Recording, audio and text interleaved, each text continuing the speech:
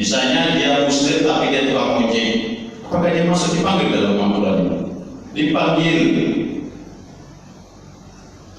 Dalam bulan-bulan lain bulan Ramadan kadang-kadang sholat, kadang-kadang tidak. Apakah termasuk dipanggil dalam ayat ini? Allah panggil. Itu kata para ulama. Kesimpulannya adalah berapapun kadar iman kita dalam dada kita ini, maka kita adalah wajib dalam panggilan Allah ini untuk melaksanakan ibadah puasa Ramadan. Kenapa diberkahi bulan itu? Lanjutannya adalah karena di bulan ini adalah tuftahu abwabul jannah. Di bulan ini adalah bulan Ramadan dari masyarakat adalah Allah buka pintu surga. Bayangkan, barangkali inilah salah satu alasan atau dalil para ulama yang memahami bahwa ketika kita meninggal di bulan Ramadan, mengatakan itu adalah bagian tanda husnul khotimah. Ada yang mengatakan demikian. Tetapi konteksnya adalah tentu orang yang bertakwa.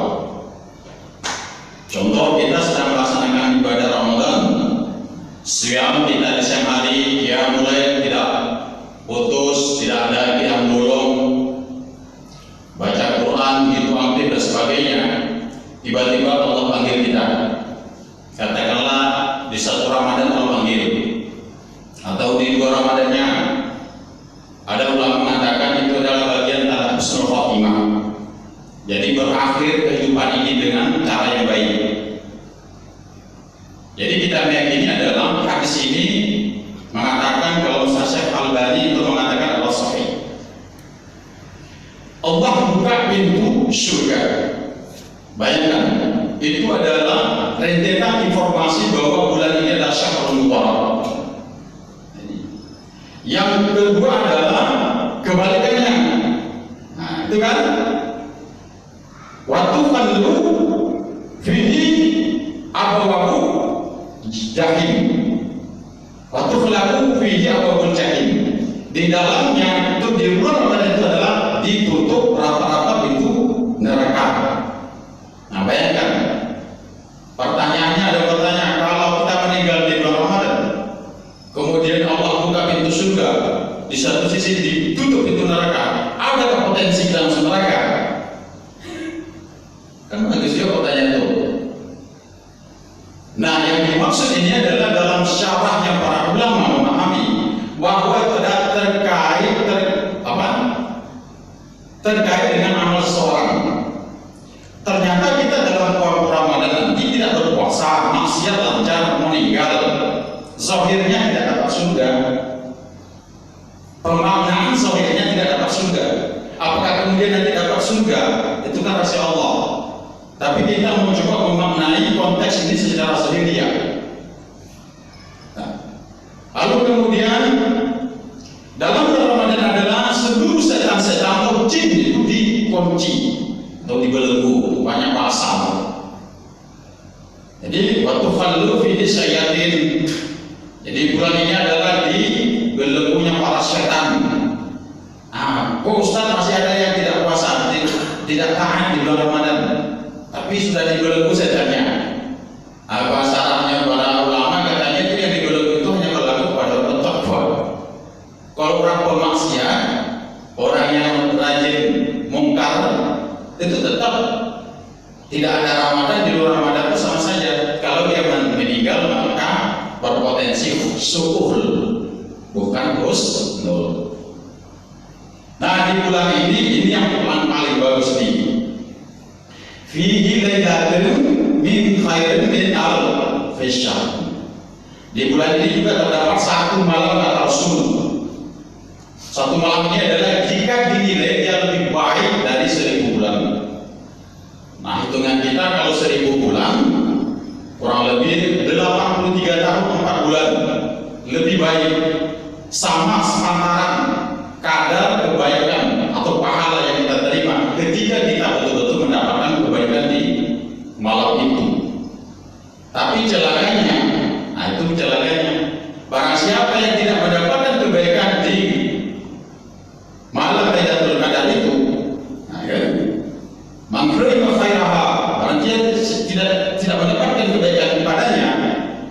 faqad hurim, maka dia sungguh telah tertutup dari kebaikan itu.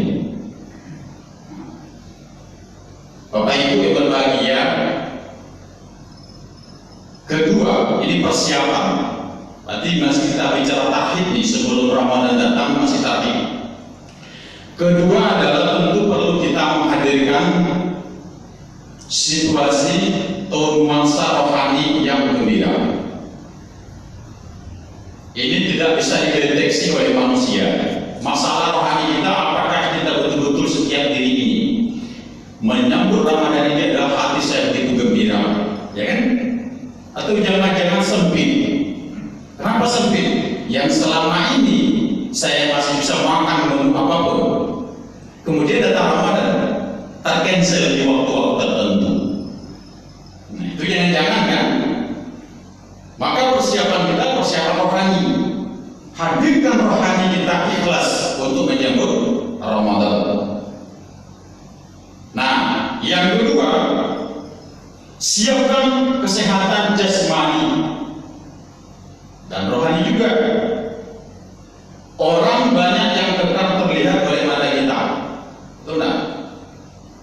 Fisiknya bagus, berotot, tapi puasa tidak sanggup. Bapak Ibu, banyak kita lihat. Mohon maaf kalau di Padang saya banyak menemukan.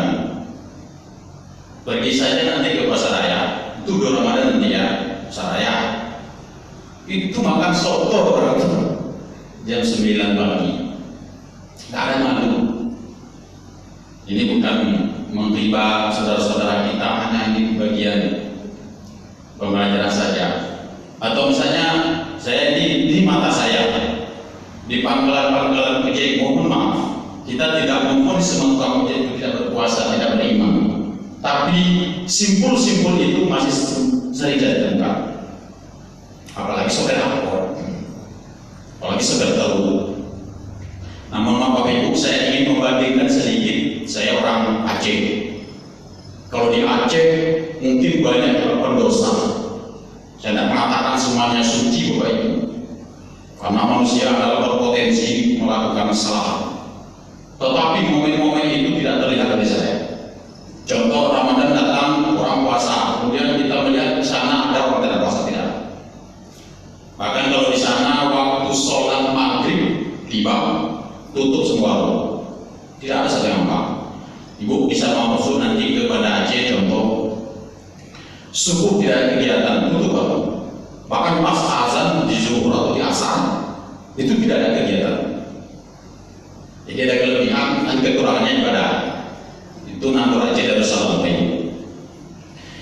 Nah, poinnya adalah bahwa Ramadan adalah perlu disambut dengan hati yang ikhlas, dengan penuh iman. Nah, Bapak Ibu bahagia, kenapa kita harus mempersiapkan kesehatan jasmani dan rohani? Rasul lagi berkata, kata Rasul, al-mu'minu qawiyun khairun wa ahabbu ilallah. Orang mukmin yang kuat lebih baik dan dicintai Allah minal mu'min dhaif, daripada mukmin yang lemah. Nah, ulama mencoba menafsirkan ini, memahami hadisnya adalah kuat yang dimaksud adalah kuat imannya, juga kuat fisiknya. Kita sudah mengatakan tadi, secara zahir banyak saudara kita kekar badannya, ya kan? Tapi tidak sanggup puasa, masih sanggup lagi anak tinggal.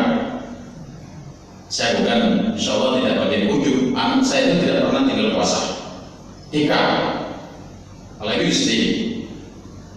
Nah, pertanyaannya yang kekar, yang sudah dewasa, wajib sekali hukumnya, tapi tidak sembuh. Gimana persoalan? Di fisiknya memungkinkan, tapi mungkin di kesehatan rohaninya, imannya. Nah, itu bahagia. Bagaimana cara mengasah itu? Tentu persiapannya adalah dari Sya'ban ini. Bahkan setelah kita dari Rajab. Kata ulama adalah Sya'ban ini adalah pintunya atau gerbangnya Ramadan. Ya kan? Biasanya di Sya'ban, karena sebentar lagi pintu Ramadan ketemu.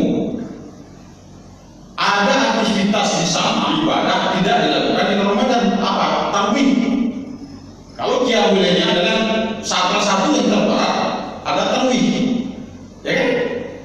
Sampai witirnya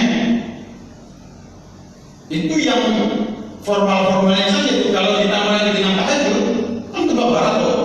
Tapi kalau kita lagi dari Sya'ban, insya Allah yang hal itu adalah mudah. Nah, Bapak Ibu bahagia. Kemudian kalau kita sudah siapkan tadi apa rohani pertama, sambut Ramadan dengan ketenangan jiwa, dengan ikhlas, dengan penuh harap dan iman. Lalu kemudian sambut dia dengan persiapan kesehatan jasmani dan rohani. Kemudian materi. Nah, itu banyak saudara-saudara kita beralasan, ya kan? Saya bagaimana puasa ya Ustaz? Kalau saya tidak bekerja untuk satu hari saja, berpotensi keluarga saya tidak ternafkahi. Ini kan masih problem nih. Nah, Bapak Ibu, makanya dari 11 bulan sampai hari ini, paling tidak di Rajab sampai Sya'ban itu sudah perlu persiapan. Artinya maksimal kita berusaha. Di bulan Ramadan itu kita sudah punya bekal. Karena insya Allah kalau memang kita nanti menjadi bagian penerima zakat, sebelum satu Syawal kan sudah ada rezeki. Tapi yang perlu persiapan itu 1 Ramadan sampai 1 Syawal. Betul-betul kita tidak banting tulang.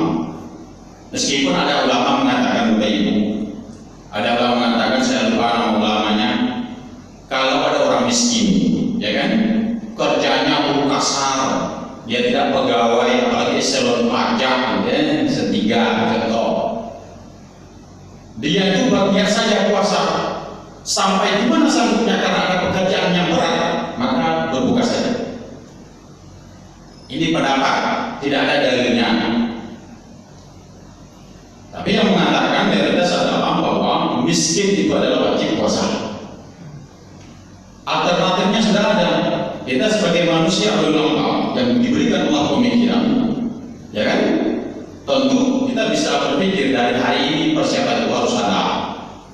Target kita untuk 1 Ramadan itu berapa kantang beras butuh, kan itu. Bagaimana caranya? Itu bisa ada.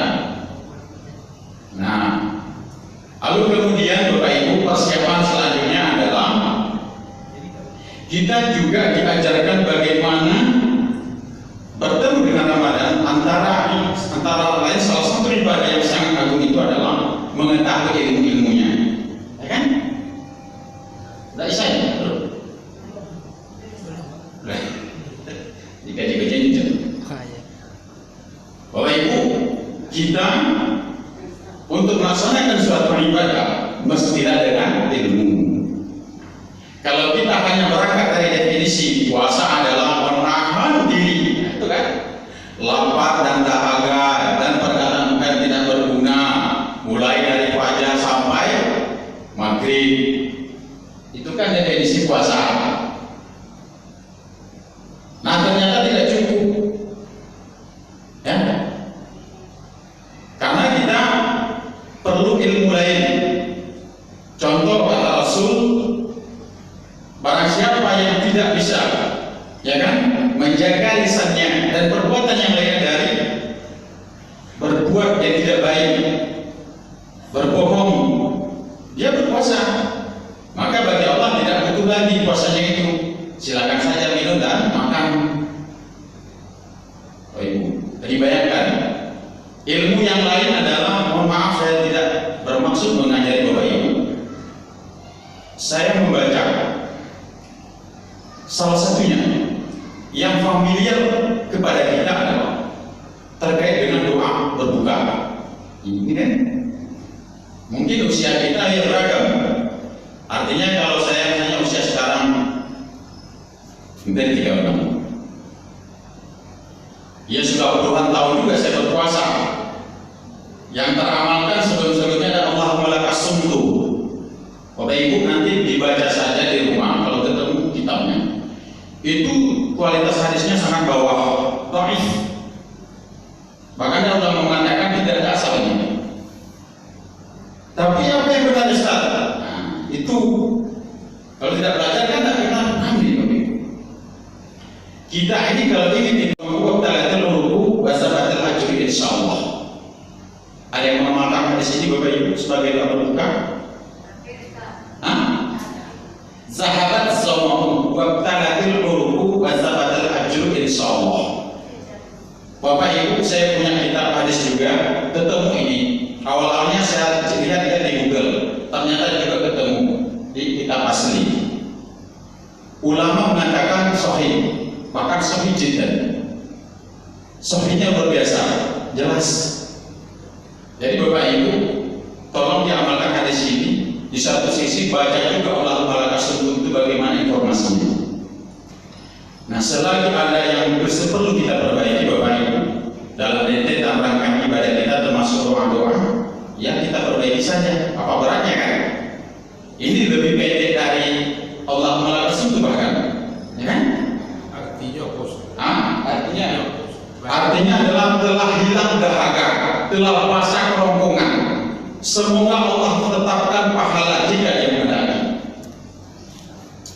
Bapak Ibu, nanti bagi yang punya kitab hadis Bapak Ibu bisa dilihat.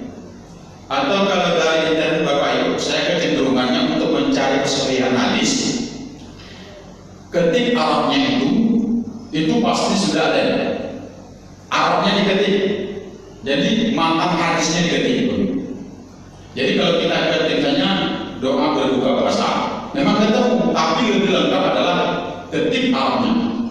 Arab matang hadisnya sahabat saumahu wa talatil uruq wa sabatal ajru insyaallah. Nah, ini bukan mengajari Bapak Ibu, tapi saya punya tanggung jawab juga untuk memberikan informasi ini. Kedua Bapak Ibu, bisa di cross check juga terkait dengan doa menyambut Ramadan. Startnya kita mulai dari Rajab. Apa doa kita biasanya? Allahumma barik lana fi Rajab wa Sya'ban wa barikna Ramadan. Saya segan nada Buya Miswar di sini. Tapi nggak apa-apa. Nanti kalau saya salah di cross check ya. Bapak Ibu, sejauh bacaan saya, seperti bacaan saya itu juga dhaif. Silakan misalnya buka ceramah Ustaz Adi Hidayat. Kalau saya masih fakir sekali ilmu saya Bapak Ibu, maka jangan ceramah ini Bapak Ibu, saya ragu ya Allah, ilmu saya nggak ada sesungguhnya itu. Tapi apa yang saya tahu ini saya sampaikan dulu. Tapi apa yang diajarkan, nah itu ini kan sedikit, ini persoalannya sedikit, tapi kalau kita tidak mau belajar tidak akan pernah dapat, ya kan? Tetap Allahumma barik lana fi Rajab ya. Allahumma Rabbana barik lana fi Rajab wa Sya'ban wa balikna Ramadan. Itu familiar. Nah, bagi orang yang mau mencari ilmu, dia haus dengan ilmu, tidak ini doanya. Doanya adalah Allahumma ahillahu alaina bil imani wal imani wal imani wal amni wal imani wassalamah wal islam Rabbi wa Rabbullah. Nanti bisa dilihat juga ceramah Ustaz Hidayat. Bapak Ibu, itu doa yang sahih. Apa artinya? Allahumma Rabbana Allahumma ahillahu alaina bil amni wal iman wassalamah wal islam Rabbi wa Rabbullah. Artinya adalah ya Allah ya Tuhanku, berikan keamanan atau perlindungan di bulan ini, maksudnya di Ramadan, dan berikan iman, berikan keselamatan, berikan Islam. Rabbu dan Rabbu adalah Allah. Hadis sahih Tirmizi begitu. Saya lupa nomor hadisnya. Nah, kalau ini bisa kita rubah Bapak, kebetulan lebih baik, ya kan? Kenapa tidak? Nah, makanya di Ramadan adalah salah satu juga momentum belajar. Bayangkan dari satu Ramadan itu sudah mulai para penceramah kita, biar kita menyampaikan dakwah Islam. Itu banyak tuh. Maka di momen itu bukan momen-momen biasa saja, tapi ambil ilmunya. Yang saya sampaikan ini adalah bisa saya pertanggungjawabkan Ibu. Nah, itu kan ilmu. Celakanya ada yang celaka, tapi ini kan sunnah-sunnahnya, ya kan? Rasul mengatakan, walaupun ini dalil-dalil yang dianggap mayoritas oleh orang-orang lain, ini dalil-dalil para salafi. Dan mengatakan, jadi begini, celakanya Bapak Ibu kalau tidak dicontohkan Rasul, ya kan? Tidak dicontohkan Rasul, tapi itu yang kita lakukan, celakanya tertolak. Man amila amalan laisa alaihi amruna fahuwa raddu. Itu hadis sahih Bapak Ibu.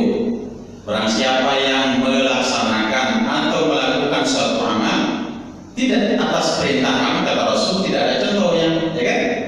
Maka amal itu tertolak. Nah, contoh sederhana, Rasul tidak memakai Allahumma kasubut, ya kan? Tapi dia memakai sahabat sahabat talatul ulum wa tabatal ajr insyaallah. Nanti kita sama-sama belajar Bapak Ibu.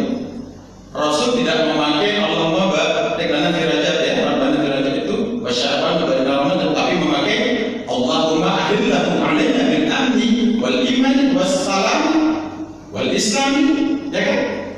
Rabbi wa Rabbullah. Nah Bapak Ibu, mungkin tidak puas apa yang saya sampaikan, diakses saja ceramah Al Hidayah. Saya Bapak Ibu, saya pakai itu salah satu rujukan saya kalau kalangan ulama kekinian, ya, bukan yang lain tidak kita pakai, tidak. Tapi guru kita Ustaz Al Hidayah muda, jenius, luar biasa ilmunya. Nah, kalau saya tidak terkafir. Jadi ilmu perlu. Lalu kemudian kalau sudah kita persiapkan rohani tadi, rohaninya perlu enjoy, ikhlas, bukan sempit, ya kan? Kalau sempit tak orang lagi bertolak belakang dengan kejutan Nabi tadi kepada sahabat. Lalu kemudian siapkan kesehatan jasmani dan rohani. Lalu kemudian siapkan bekal. Apa maksudnya? Bekal apa yang kita makan selama Ramadan. Yang sampai kita termasuk yang tidak berpuasa dengan alasan tidak punya beras. Artinya di bulan-bulan ini adalah bulan sebelumnya ini untuk momentum untuk mempersiapkan itu. Nah Bapak Ibu yang berbahagia, salah satu informasi lagi yang ingin saya sampaikan bahwa banyak hati kita di 1 Syawal itu berkhutbah. Katanya Bapak Ibu, ya kan, berbahagia, hari ini kita sudah seperti anak bayi yang dilahirkan. Jadi kalau tidak punya koma, saya tidak sepakat, ya kan? Bapak Ibu, asal satunya kita dikampuni Allah dosa kita di Ramadan itu 11 bulan yang lalu itu, salah satu syaratnya adalah menjauhi dosa besar. Jadi man shoma Ramadan iman wa ihtisaban itu, ghufira lahu ma taqaddama min dzambi itu tidak serta-merta Allah ampuni kita, karena dijelaskan di hadis yang lain. Itu sahih muttafaqun alaih. Saya baca mata hadisnya. As-salatu khams, salat 5 waktu, ya kan? Wal jumu'ah ila jumu'ah, Jumat ke Jumat, durasinya adalah per minggu sekali. Wa Ramadan ila Ramadan, Ramadan ke Ramadan, berarti 1 tahun sekali. Mukaffaratun, akan diampuni, ya kan itu. Di antara itu mukaffaratun lima bainahunna idza jadina badil kaba'ir. Maka di antara itu akan menghapus dosa-dosa kita selama kita menjauhi dosa besar. Bagaimana memahaminya? 2022 startnya adalah bakta Ramadan sebelum setelah itu sampai 2023 ada ketemu dengan perintah Ramadan ini, dipastikan tidak ada dosa besar. Kalau ada, maka kesempatan hari ini juga bertawar. Ustaz, apa dosa besar? Saya nggak berzina di 1 tahun kemarin. Enggak, itu juga meninggalkan sholat yang 5 waktu 1 kali saja dosa besar. Ya kan? Man taraka shalah muta'ammidan. Barang siapa yang meninggalkan sholat 1 kali saja dalam keadaan sadar dirinya, ya, faqad kafara jihadan, maka dia sungguh telah kafir, bahkan nyata kekafirannya. Bapak Ibu, kalau kita baca pendapat ulama terkait hadis ini, mengatakan 2 kubu, Bapak Ibu. Kubu pertama mengatakan adalah betul-betul orang muslim yang mengaku beriman, kemudian dia meninggalkan sholat wajib 1 kali saja, dia memang benar-benar keluar dari imannya, keluar, berarti tidak Islam lagi. Ada yang mengatakan kubu yang kedua, tidak, dia hanya menyerupakan atau menyerupai perbuatan orang kafir. Tapi pada kesimpulan yang sama, sepakat ulama, meninggalkan sholat yang wajib secara sengaja tanpa tidur, tanpa gila kita, dalam dosa besar. Kalau begitu Bapak Ibu bahagia, meninggalkan sholat yang wajib secara sadar 1 kali saja adalah merupakan dosa besar. Kalau ternyata terjadi di 11 bulan kemarin, taubatlah, sudah bisa. 1 menit lagi. Ya, mohon maaf, secara cepat saja. Saya tidak mengatakan di sini, di tempat saya dekat dari sini. Jalan-jalanlah ke Vilano, Mandiri, Paru Tabim ini juga. Ini bukan ghibah, saya ngerikan. Orang tua, bapak-bapak usia pensiunan, ini bisa dilihat. Nanti pulang dari sini ikut saya. Selalu nongkrong di pos-pos itu. Kalau siang, dari pagi berakhir saja. Alhamdulillah. Berarti dipastikan zuhur asar tidak sholat. Bahkan nanti saya mengatakan isya karena memang sudah pulang ke rumah. Tapi dugaan saya kalau tidak mengerjakan zuhur asar maghrib, mungkin saja subuh asarnya juga isya tidak dikerjakan. Usia pensiun Bapak Ibu 65 tahun ke atas. Mohon maaf nih, kalau kita lihat berapa yang sudah haji, mohon maaf, yang penghuni pondok setiap hari sudah orang 3 orang yang sudah haji. Panggilannya Pak Haji, serius. Haji ini saya tidak mengatakan. Mereka tidak ada di sini, padahal masjid musola berbeda-beda Bapak Ibu. Tapi mereka nyaman mendengar suara azan itu tidak lagi mereka hiraukan. Kalau usia yang masih kecil, remaja, masih ada bisa kita maklumi.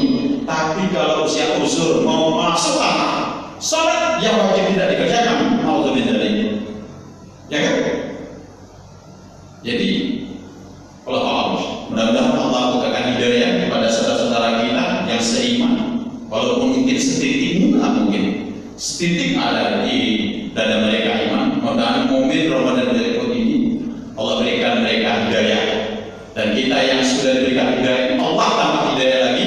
Terlebih dari itu adalah diberikan Allah istiqomah kepada kita untuk menjalankan ibadah sampai benar-benar dunia ini kita tinggalkan. Kullu man 'alaiha fan. Dunia ini tidak apa-apanya akan binasa. Makanya hanya Allah yang abadi. Mudah-mudahan Bapak Ibu ceramah kita yang menyaksikan ini ada manfaatnya, terutama kepada saya yang menyampaikan kepada keluarga saya di rumah, ada istri, ada anak, ada orang tua dan mertua. Baru kepada kita semua, niat saya seperti itu setiap ceramah. Jangan-jangan Ustaz itu tidak mengamalkan, ya kan? Kalau diukur-ukur soleh mana Ustaz dengan jamaah, belum tentu Ustaz lebih soleh, ya kan? Jangan-jangan Ustaz ceramah itu hanya keluar-keluar saja, tapi bagaimana dirinya? Maka niat saya adalah selalu saya yang akan membuktikan mengamalkan apa yang saya sampaikan, karena adalah besar sekali murka Allah. Dia paham, dia sampaikan, tapi dia sendiri tidak mengamalkan. Demikian Bapak Ibu, mohon maaf kalau ada salahnya. Billahi taufiq wal hidayah. Assalamualaikum warahmatullahi wabarakatuh.